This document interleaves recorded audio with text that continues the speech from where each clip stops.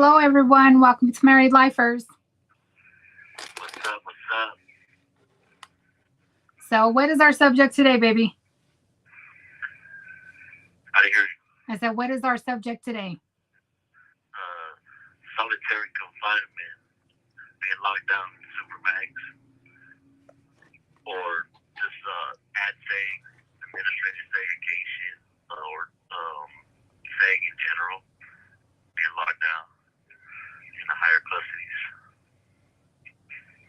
Okay, so can you break it down a little bit? Like, what's the biggest difference between Supermax and like where you're at now, like regular GP, I guess? Well, I mean, it's all general population, but the Supermax is the highest security custody level. So it's usually 23 and 1, which means 23 hours locked down, 1 hour out. But some people think that means every day it's 23 hours and 1, but that's not true. So, for example, the majority of the Supermaxes, it's usually like you come out 3 times a week.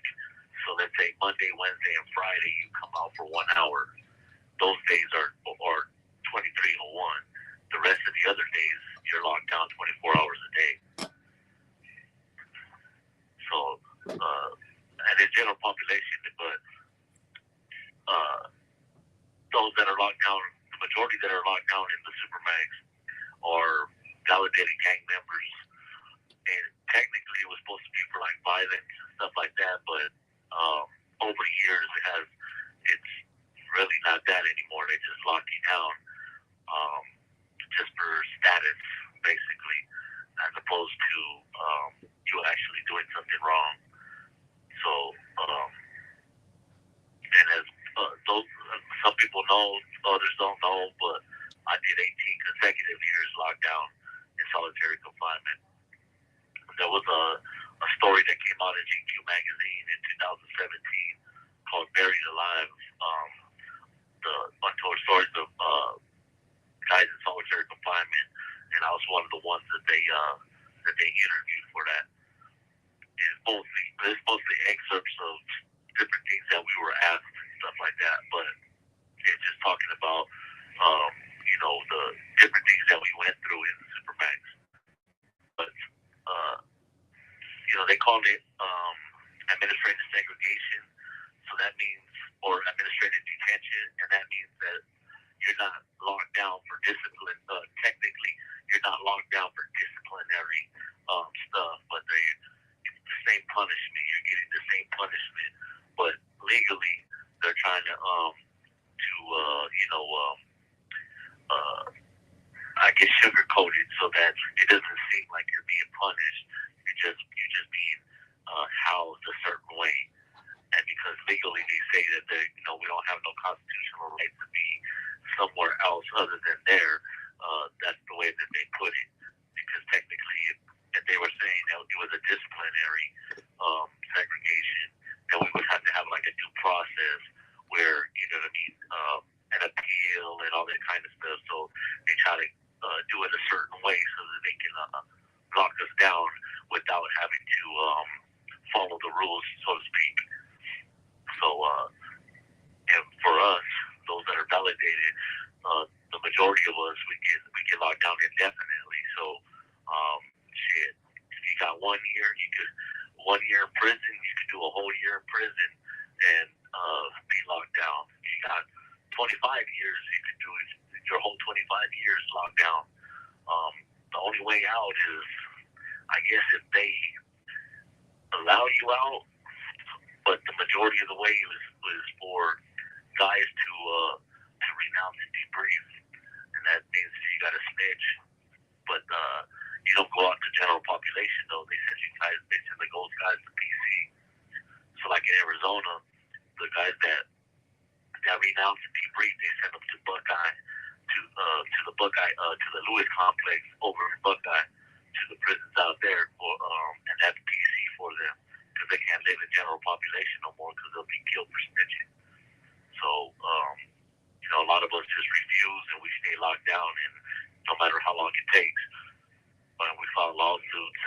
but it's a lengthy process. But just because you file a lawsuit doesn't mean you're gonna beat it, and they keep us in there anyway. So they always find a way to come up with a reason why they want to keep us locked down. So I know, and I know you're going to yell at me for this, but I know in a few different states now that they're talking about doing away with that, with the Supermax lockdown, that it's inhumane. That what? That they're trying to do away with the Supermax lockdown with what they're doing or what they've done to you. They're trying to do away with that because it's considered inhumane. Yeah. So I get it to a point where they're trying to cover it up and say that like it's precaution because you're this certain way, so they're trying to stop things. But that's like, how are you going to punish somebody before they even did anything? You know what I mean? Yeah. That's like, for example, El Chapo. He's never did time in America, but when he got locked up over here, they immediately sent him to Florence, Colorado, to ADX, to the Supermax there. You know what I mean? And technically, he hasn't done anything wrong within the prison system for them to lock him down like that. You know what I mean? But they justify the way that they lock people down and punish them. And then, and a lot of times we don't have no due process. Like they got all these little loopholes the way that they come up with the reasons why we should be locked down. One of the most funniest things that I thought was when COVID happened, and I would watch the news and I see like on CNN or something, and they talk about how when they did the lockdowns, when you guys had to stay, you guys couldn't be out on the streets or whatever, and they talk about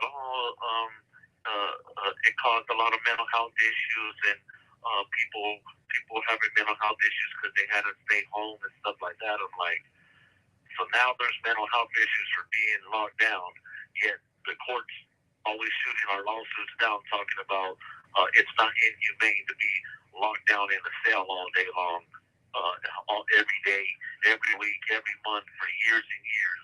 But now some people, there's a disease out there, and people got to stay in their house in luxury, and they're not allowed to come out at a certain time, and now it's a mental health issue. But for us, we deal with more extreme conditions than that, and it wasn't mental health. But now COVID came, and people out in the free world are having mental health issues. But for us, it was a mental health issue. Those psychologists and everything would say that it was detrimental to our health and everything. Guys are committing suicide. Guys are going crazy. Guys are mutilating themselves, and all kinds of things are happening. But it wasn't wrong. But it's good now. Like over the last 10 years, there's starting to be a change in the culture. And like in California, Pelican Bay had they had won lawsuits over there, and I think it was Todd Asker and them. They had won a lawsuit, and they started releasing them out of the Supermax back to the. I mean, it's still general population, but back to the open part of the general population, and they started releasing guys out of there, and they were saying that it was inhumane, and then they started setting limits in certain places. So, like, for example, in Colorado, I believe initially the way they lock you down is it's a 15-month program. But they don't tell you is if you mess up, it continues to extend. So that 15 months, can go longer and longer. You know what I mean? Yeah. And they can go into years and years and years. And the hearings that they have, for me, they're just a sham. Because I used to go to hearings, and they would talk about, like, so they would address, I'll use Illinois for an example. Illinois would talk about stuff that happened years before I ever was in the prison system, and stuff that happened in a whole other state, in a whole other prison system that they have no authority over, no jurisdiction over, but they were talking about that as every year as justification to keep me locked down. And So that was something I used to fight. I used to try to fight because they had disciplinary rules for gang activity, and I didn't get no write-ups for it. And then they came out with a law, some new laws in Illinois about gang activity, gang membership, and gang leadership. So they would justify every year to lock me down. So I used to write the director, and I used to write the people in charge over there, like, hey, I'm asking that I get criminally charged for these new charges right here. And they're like, we can't do that. I'm like, well then, well, what is it? Because every year you're using this as justification. You're saying I'm an active member and leader of a prison gang, and you're using that to justify to keep me locked down every year. Well, then I should be charged criminally underneath these statutes right here, because if I'm involved in all those stuff like you claim I am, then I should be criminally charged. And I used to call their bluff every year, and they couldn't justify what they were doing. So it seems like that in all the states. So like that's a running problem everywhere. Yeah, some places are worse than others. You know what I mean? But like I said, over the last 10 years, certain places have started to change, but they have little loopholes the way they use certain justification to try to continue to keep somebody locked down. Like I told you, in Colorado, the maximum time you can be locked down is 15 months. But if they feel you're in danger or whatever, they continue to extend it. You know what I mean? They use it. They make an excuse of why such and such is locked down further than 15 months in his time, and then they continue to do this, and this, and that's how Illinois does it as well. They had to give us hearings once a year, and what was crazy is we had a fight. We had a fight to get those hearings. It wasn't something that was just automatically given to us. So then we get the hearings, and the hearings, like I said, the hearings were a sham. So you're locked down. The only thing you get to do in the Supermax was you can buy art supplies, you can watch TV, you can listen to your radio, and then you can go to rec. You know what I mean? So, and like in Illinois, the only classes that they offered was GED if you had a GED. And it's a statute, it's part of their statute that they have to give you GED classes. Well, they weren't doing that because they claimed that they didn't have staffing for it, or they claimed that they didn't have any facilities set up to give us classes because we were a danger to the population. So they didn't give them guys GED classes. Outside of that, no other kind of classes were offered. So if you were a dope fiend, you didn't get no drug classes. If you had anger management issues, you didn't get none of those classes. And it didn't matter what amount of time you had. If you were ready to get out of prison, they offered nothing to help better yourself, but they just released you straight from the Supermax, angry, negative, out to the streets. You know what I mean? And that's how they did things. So then they had the audacity to ask you a question such as, what have you done to better yourself since you've been here? You know what I mean? It's like, what? What do you mean, what have I done to better myself? You know what I mean? You haven't offered us nothing. We haven't been in trouble. You haven't given us no classes, no rehabilitation, no nothing. And you got the audacity to ask us, what have we done to better ourselves while we've been in the Supermax locked down? Well, I haven't been in trouble. That's it. So it's like a catch-22. Yeah, it was like a catch-22. It made no sense. And then that's their excuse to keep you locked down. Yeah, and they'd be like, well, you can try to write to some organizations and see if they got correspondence courses, and like, how am I supposed to know who these organizations are? And writing these people and ask them for classes and stuff. You're the prison. You're the one that put me here. You should be offering these things to me yourself. You know what I mean? Yeah. And then if I get out tomorrow, what do I have to offer? Society. I'm angry. I've been punished. I've been oppressed. I've been treated negatively all these years, and then you put me back on the streets with nothing.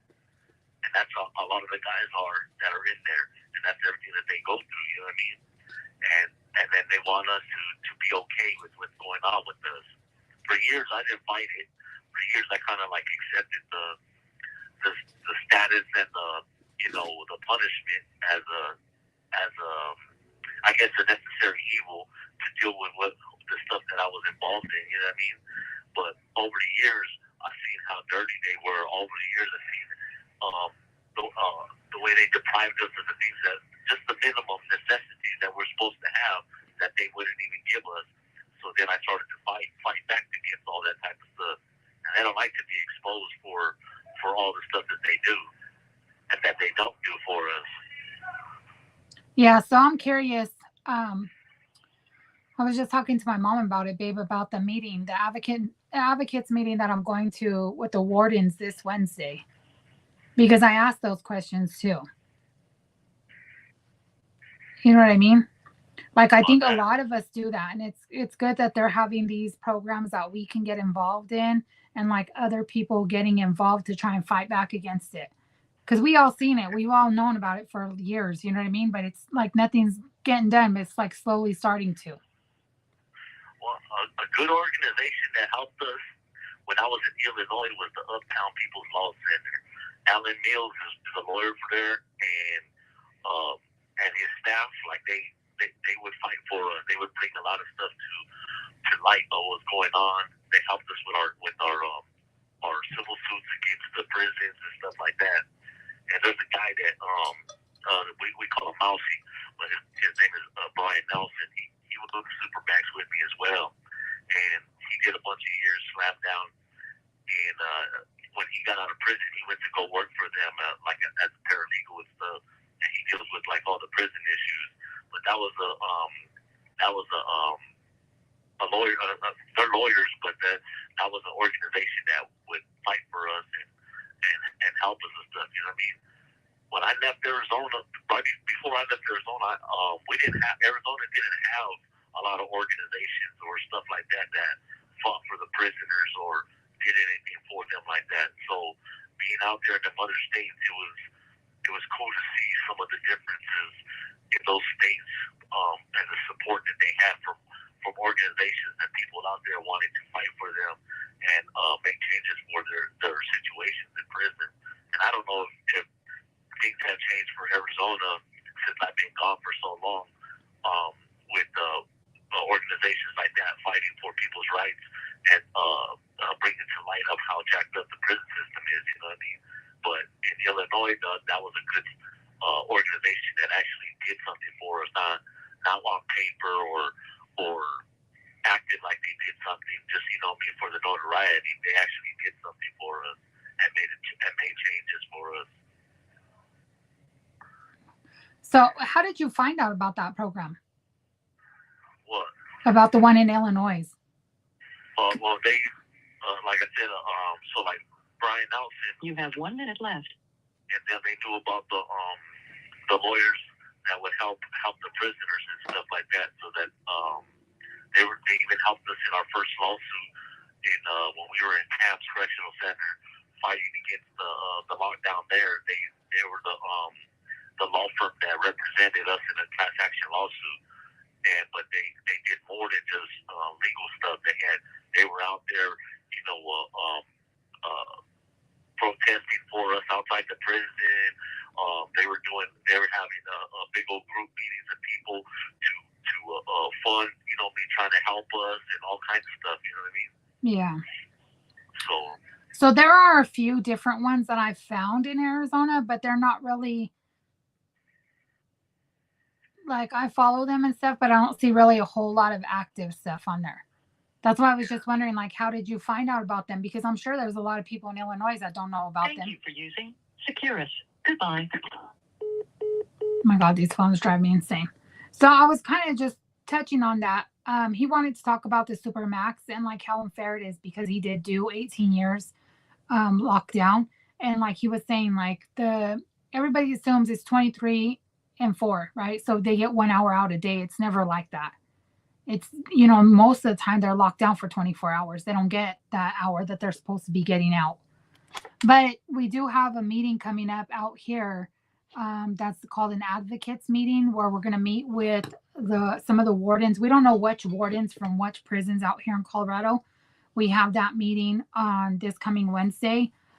They asked us to submit questions, to, ask questions to see what they're going to answer. So I'm curious because I've never been to one before. I took the day off of work so that I can go. I did ask a few questions, stuff like, this is one, for example, outside of, regular Catholic, Christian, religions, they get what they need. They get it donated. They have an easy time getting the stuff that they need for their religious ceremonies. But for anybody else, it's a struggle. So, for example, like for Native Americans, they have sweat lodges where they need wood.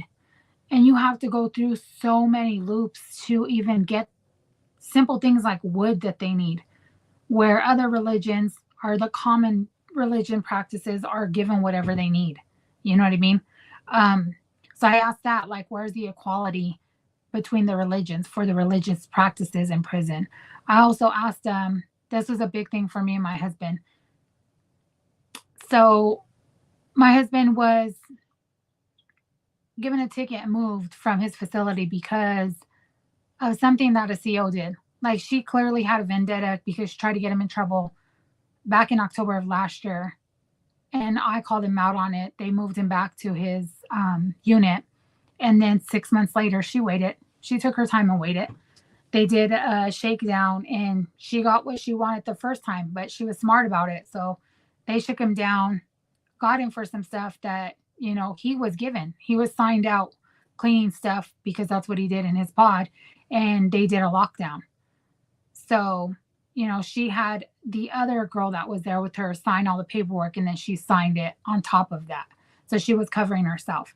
So she got him moved. And when I reached out to the wardens, talked to him about it, instead of, they have her, mind you, they have her from the first incident being racist on recordings. I have them. Just being disrespectful. They found what she got him for that first time was all lies. Like, they were able to, what had happened is he checked out a CD with them and it was a rewrite. They're not allowed to have rewrites. It was something they checked out with him and they tried to throw him in the hole for that.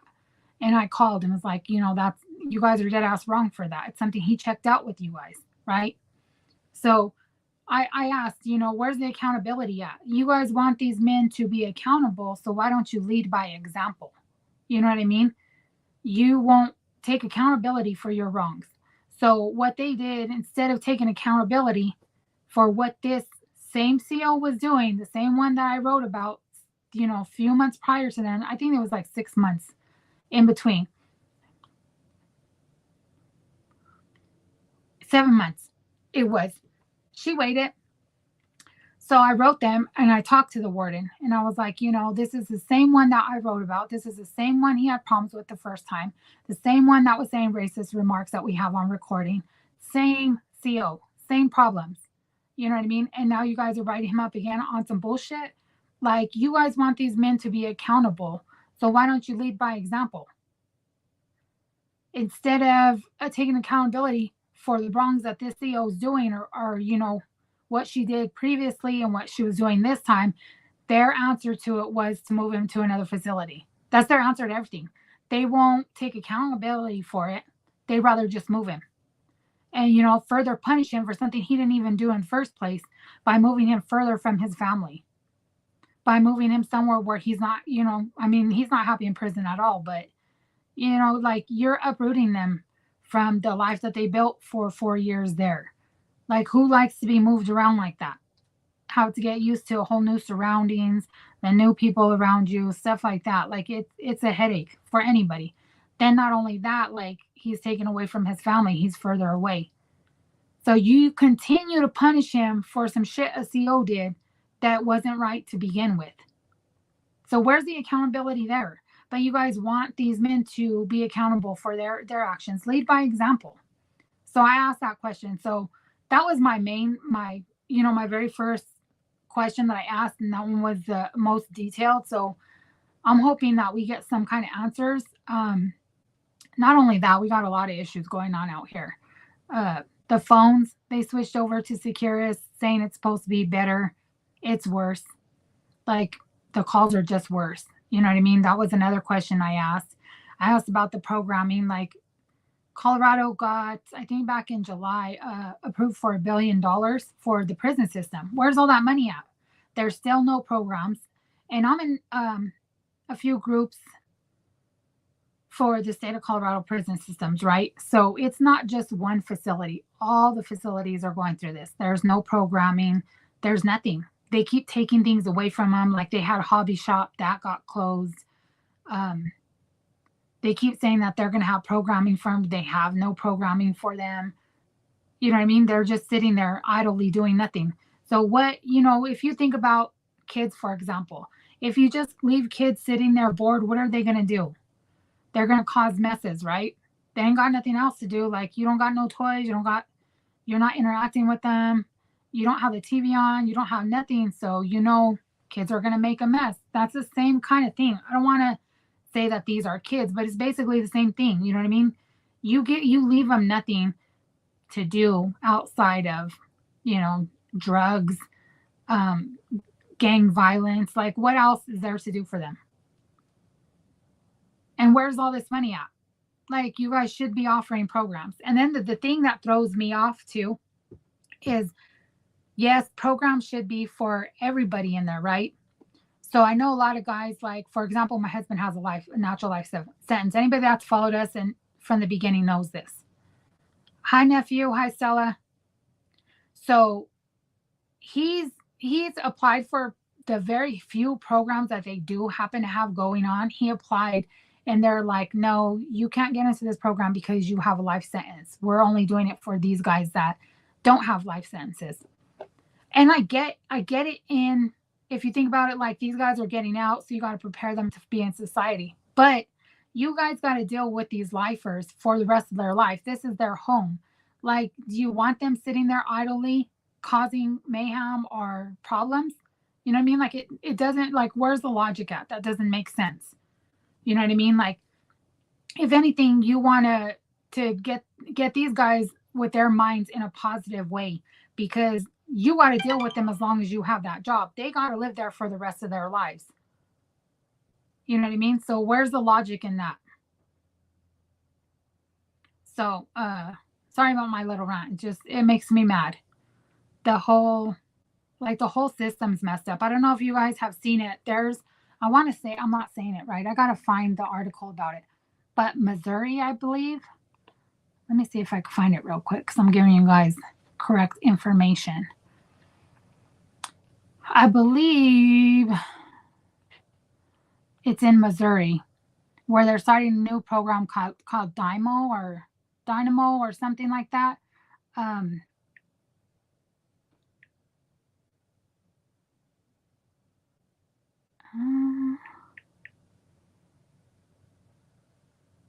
I should have did a screenshot of it. But anyways, so the program goes that they're like having it where it's ran sort of like Norway. Is anybody familiar with the way the Norway prisons do it? So it's kind of like an open concept where they run their own thing, right? They're able to do their own chores, to have more freedoms, basically. It's supposed to be, and they're saying that the warden that did this program, I guess it's been going for like a year or something already. The warden that did this program has said that there hasn't been no fights, there hasn't been no deaths, no nothing. Like, it's running so smoothly, and that's the way it should be. It's more towards rehabilitation than it is punishment. Like, our stuff is built kind of like on the slavery system, I want to say. Man, I know I should have took screenshots of it, because it was a whole article about it. I gotta find it. I'll find it and share it on the YouTube on here, on like the shorts or something. It was one of the people that I'm friends with on Instagram that was sharing it. But I thought that was kind of a cool program. Like, if we could adopt that around everywhere, like, could you imagine it being like that? Like, them not having to worry about surviving, because that's what most of them are doing in there, is worrying about surviving, right? Yes, European prisons are way more progressive because they are not dependent on a prison industry complex like we are here in America. Yeah, and I think the way the girl referred to it, or the way it's referred to in that article, is like the prison systems here in the U.S. are built off like a slavery system, and then they wonder why there's so much recidivism. You know what I mean? Like, you're not helping these guys in any way. You are right about comparing prisons to slavery because the prison boom happened after slavery ended. 13th Amendment agrees if you are incarcerated, you are indentured servants to the state. Basically, yeah. Yeah, nephew. And then if you think about it, like, they don't get paid nothing either. Like, he makes $9 a month and works 5 days a week. Like, what? That don't even make sense. And I talked about that in another podcast where it was like, you know, for something as simple as when they lost his alarm clock, it was 10 something for him to get it back, right? That would take him 2 months worth of saving wages in order to be able to purchase that. And now the taxes went up for the inmates too. And they're not even doing that correctly. So it's weird that they're able to get away with all this stuff. And I mean, they just get away with it. You know what I mean? Like, at the end of the day, they know that it's the families, the people that actually have families that care and that are there trying to help them and support them. That's who you're gouging, is the family members. Because based off of their pay, they can't afford nothing. They can't afford to do any of that. You know what I mean? Man, I wish I would have saved that. I'll have to share it with you guys. I'll do a short as soon as I find it on here and post it and share it. But I want to say it was called Dino something, and it was in Missouri. Let me see if I can look it up real quick. I might be wrong on the state too. That might be a part of the problem. When I run into stuff like that, I gotta take screenshots.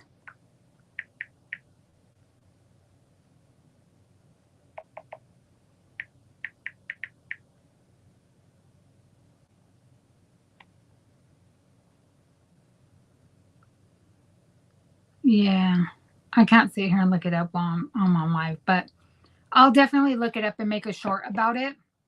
But that was kind of like the way the warden was talking about how there's no fights, there's no, they're functioning good, they're functioning properly without problems. Like, at the end of the day, you would think that these wardens and the COs would want it to be that way because it makes their life easier as much as it makes the inmates' life easier. The way I see it, though, the way it feels to me is like anything that makes it worse for the inmates, the COs are willing to go through that worse with them. Like, it don't make sense. You know what I mean? And the COs don't like to do their job as it is. So it's like, why would you want to make things more complicated? You know what I mean? But that's what they like to do. It's like, I don't know, it trips me out.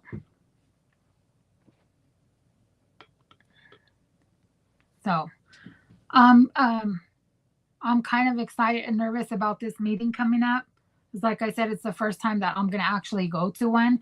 And I'm hoping that they take actual questions from the audience, or that they ask us, whoever's questions that they do happen to answer, if they ask us to elaborate on them, because I'm more than happy to do that. Like, I'm going in there with a notepad and my questions, and I'm going to be taking notes as well to see, how this works and if it even makes a difference. I mean, you'll never know unless you try. If nothing happens, I mean, it is what it is. I don't have high hopes about something actually happening within these meetings, but we might get some information that we don't know. We might get some answers to questions that we're asking, because I'm not the only one that sent in questions. I'm hoping that from my group on Facebook that you ladies send in questions as well, even if you can't make it. Like, they need to be addressed. You know what I mean? The way I feel is the more people asking the same questions, the higher likelihood it's going to be that somebody answers those questions. Right? Especially with the things that are going on here. I mean, there are other states where it's worse, but you know what I mean? Like, they don't deserve to be going through the stuff that they're going through. I also asked, like, where is the equality throughout the prisons? So, like, for example, Lyman is a level 4 facility, so it's higher level, right? They get more freedoms, they get more programs, they get more opportunities in that level 4 facility than a level 3 facility is getting. They have more free movement. Like, it's crazy. Like, it makes no sense. These levels, the yards that they go to, it's supposed to be a progressive move. So going from a level 4 facility to a level 3 is supposed to be progressive. It's supposed to be better. So how is going from a level 4 to a level 3 worse? It doesn't make sense.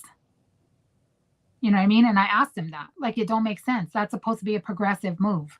You're doing good, so you went to this level 3. Now you show up at this level 3. You're more restricted. So, for example, you can't go between pods the way you can in Lyman. You know, like, you can't, like, in Lyman, they can walk around or go to the kitchen and stuff in their sweats and their t-shirts. In the level 3 facility, they can't do that. They have to be in their greens. Like, where's the progression at? To me, you just went backwards. You know what I mean? So it doesn't make any sense. Like, we got to do better. They got to do better. We did have a good director, and he was big on transparency. And things were getting better. Things were getting better in the prisons. Not a whole lot, but they were progressively getting better. And now he was basically, from what I understand, bullied out of his position. And now it's back to bullshit. It's back to the same old dumb shit. So we're going backwards.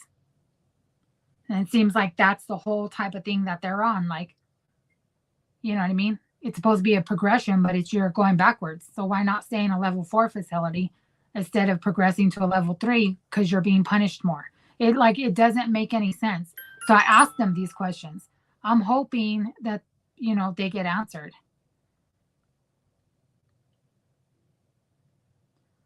So I don't know what's going on with my husband. And I apologize, guys. We were going to come on at 1, and then they pulled my husband away for some library stuff that he was doing for our daughter. So we had to push the call back. Then on top of that, like, these phones are a mess. I asked him that question about the phones too. I recently talked to the warden. There's like something like 100 guys in his unit or his pod, whatever, and they have 4 phones that they're always fighting over, right?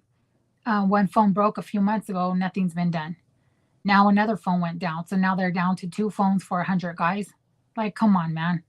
And I told the warden, like, this is ridiculous at this point. Like, you guys just keep punishing them. Like, you're supposed to be, you know, especially during the holiday times, like, come on. Like, they need to be able to contact their families and stuff. And now they're down to 2 phones. So you got all these guys, you know, standing in line. My husband will stand in line for an hour, 2 hours, sometimes even 3 hours waiting for a phone to open up so he can call. And that's ridiculous in itself too. Like, all of these issues need to be addressed.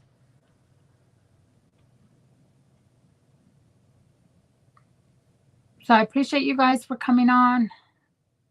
I think I went from one thing to the next, but yeah, that's why the whole phone thing, he got pulled away for the library, and then now waiting for him to get on. I'm sure he's probably standing in line waiting for a phone to open up again. That's why we have to keep pushing these around.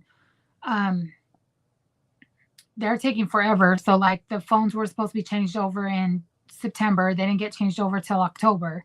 We were supposed to get our video visits back at the end of October. Then they said by Thanksgiving. Now I talked to the warden at our facility. They don't even have plans for the video visits to be installed yet. They don't even have a date for that. So who fucking knows? And then supposedly all the facilities have tablets. I know for a fact my husband's facility has tablets, but they have no dates on when they're going to let them have the tablets back. But from what the main chick in the state is saying is everybody's getting them. So we'll see what happens. I'm not holding my breath for any of that. But we asked those questions, or I asked those questions for this upcoming meeting too. So next week, we'll talk about what happened at those meetings. If anything, keep your guys' fingers crossed that something gets done You know what I mean? They do something and they address some things at the very least, especially this phone issue. So I appreciate you guys who did come on with us, and because I have to move the times around, and we need to get back on being consistent, but with these phones, like, it's so hard. And we got to find time. Plus I work 2 jobs, so that makes it another issue.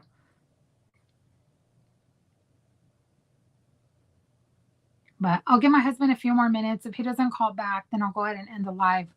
This is the type of stuff that we've been dealing with. That's why we keep pushing him off. But I appreciate your guys' patience and coming on. Another thing I did want to bring up too, if you guys are following me on Instagram, I did make a video today. I think people are fucking weird. Somebody made a profile, stole my pictures. It's Mary.lifers on Instagram, and they changed it to Mary.lifers1, and they're messaging everybody. So what they don't realize is I have mine and my husband's personal pages following my married lifer, so they sent us friend requests. So I found out about it this morning, but some of my friends are sending me messages that person's asking them for money. I have never, nor will I ever ask anybody for money. So if you guys happen to be on my Instagram as well, or see any weird stuff come up like that, let me know right away. And if you are on Instagram, please report that page. What is this meeting you're talking about? Like, is it supposed to be a big deal, or is it just a monthly roundtable about what they are supposed to be doing? Where is it being held? So it's called the 2023 Citizen Advocates Meeting, and there's going to be wardens there. I don't know which facility the wardens are coming from, but they're going to be there to answer questions. And I've never been to one, so I don't know. But the way it's explained is they're going to be there to answer questions about, what we're having and what's going on in the prison.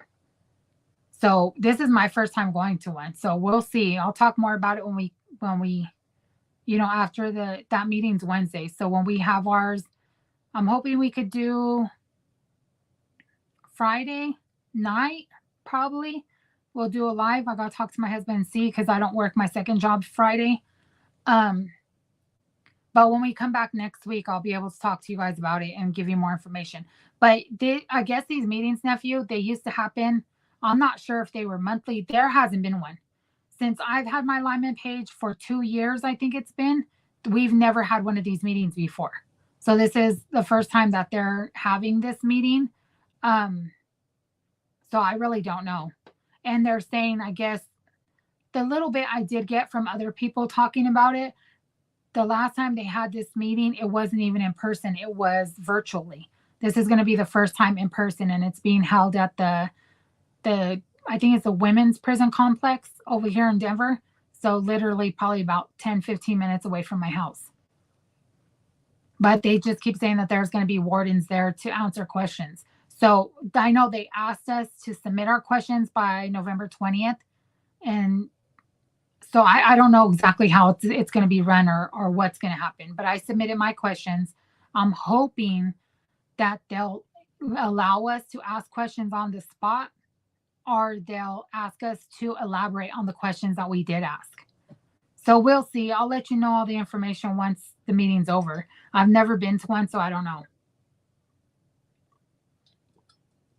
I'm kind of excited and nervous just because I want to see if they're going to address anything. You know what I mean? They're going to talk to us about anything that's going on, especially with the phones, the video visits. And I don't really want to say the in-person visits, because that's not really an issue. It's just the phones and the video visits.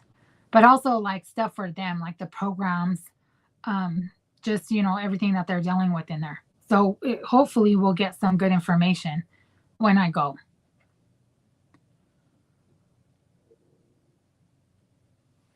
Okay. So I don't think my husband's gonna be able to call back because I got ink on my shirt. They locked down at 4:00, so that's in about 10 minutes.